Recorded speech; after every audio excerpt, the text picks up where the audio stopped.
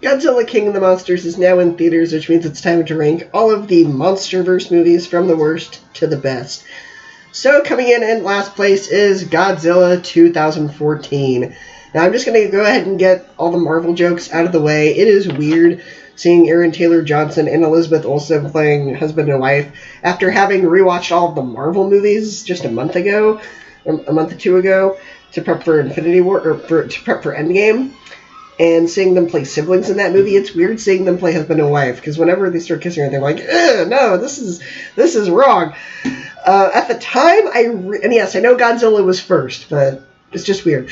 Now, at the time, I really enjoyed this movie, but having gone back and watched it after a couple of years, it doesn't hold up for me. First off, why would you get a big star like Bryan Cranston if you're going to kill him off at like the 40 or 45 minute mark? That doesn't really make a whole lot of sense. And the one character that he is replaced with, played by Aaron Taylor Johnson, his name is Ford. He is just a boring character. I did not care about him or any of the characters in this movie. And it's a 2-hour movie called Godzilla. But it takes an hour of the movie to actually Godzilla. He doesn't show up until an hour into the movie. So, yeah, this is like the Phantom Menace of this universe. Only the last 30 minutes or so of the movie are good. Everything else is just build up, nothing. Now, I do understand that some people are going to say, oh, well, it's supposed to be like Jaws, where the shark doesn't show up until the end. Do you hate Jaws? Well, no. But the difference between a movie like Jaws and a movie like this is that, yes, there's build-up, but stuff happens in the build-up. People still die. People are still getting eaten by this shark you never see. There's still high stakes. This is just a bunch of sitting around and talking, and it's just boring until the last 30 minutes when the monsters actually show up. So, second place is Kong Skull Island. Now, having so many Marvel actors in this movie is kind of distracting, because all I can see is Captain Marvel, Loki, and, what's his name from Guardians of the Galaxy, and Nick Fury. All I can see is them going to this island. Also, the Dear Billy running gag is just not funny. It's never funny. Now it's all flat, and they do that stupid Dear Billy, blah, blah, blah, blah, blah, blah, blah joke, like, so many times, and it's never funny. It just gets so annoying.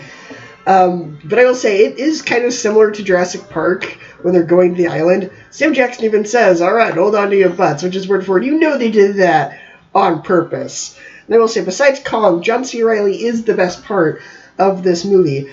But what makes it better than the first Godzilla movie for me, what makes it better than Godzilla 2014, is that stuff happens in this movie. Yes, there is a lot of, let's go to the island, let's go to the island, let's go to the island, but that's maybe the first 20 minutes or so of the movie. It's not the first hour. It's the first third of the movie as opposed to the first half of the movie. And even on top of that, at the beginning of the movie, you see Kong. You see someone get killed by Kong. So now you're like, oh, this is what the high stakes are. Whereas Godzilla, you don't know what the high stakes are until halfway through the movie, and at that point, you're not interested anymore.